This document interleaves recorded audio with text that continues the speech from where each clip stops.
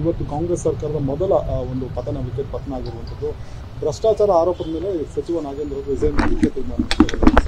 ಇವತ್ತಿನ ನಾಗೇಂದ್ರ ಅವರ ರಾಜೀನಾಮೆ ಕೊಡ್ತಕ್ಕಂಥ ನಿರ್ಧಾರ ಏನು ಯಾರಿಗೂ ಏನು ಅಚ್ಚರಿ ತಂದಿರತಕ್ಕಂಥದ್ದು ಏನಲ್ಲ.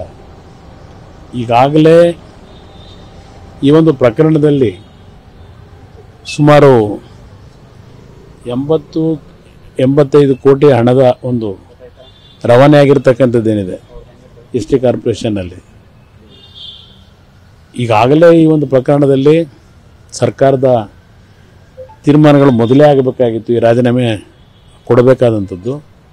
ಇದು ನನ್ನ ಅಭಿಪ್ರಾಯದಲ್ಲಿ ಕೇವಲ ಒಬ್ಬ ಮಂತ್ರಿಯಿಂದ ಆಗಿರತಕ್ಕಂಥದ್ದಲ್ಲ.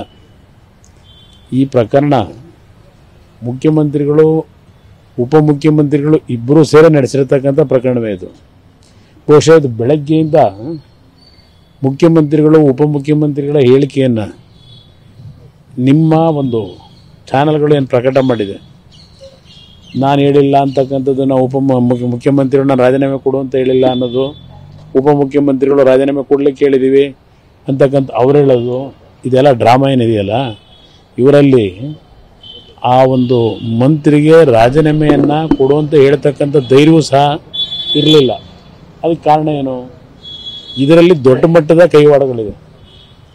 ಇವತ್ತು ಒಂದು ವಾಲ್ಮೀಕಿ ನಿಗಮದ ಅಭಿವೃದ್ಧಿ ನಿಗಮದ ಇಷ್ಟೊಂದು ಬಹುಕೋಟಿ ಹಣ ಈ ರೀತಿ ಸ್ವೇಚ್ಛಾಚಾರವಾಗಿ ಒಂದು ಫೇಕ್ ಅಕೌಂಟ್ಗಳನ್ನು ಬೆಳಗ್ಗೆ ತೆರೆಯೋದು, ಬ್ಯಾಂಕ್ನಲ್ಲಿ 1 ಗಂಟೆನೆಲ್ಲ ಹಣ ಅದನ್ನು ವಿತ್ಡ್ರಾ ಮಾಡೋದು.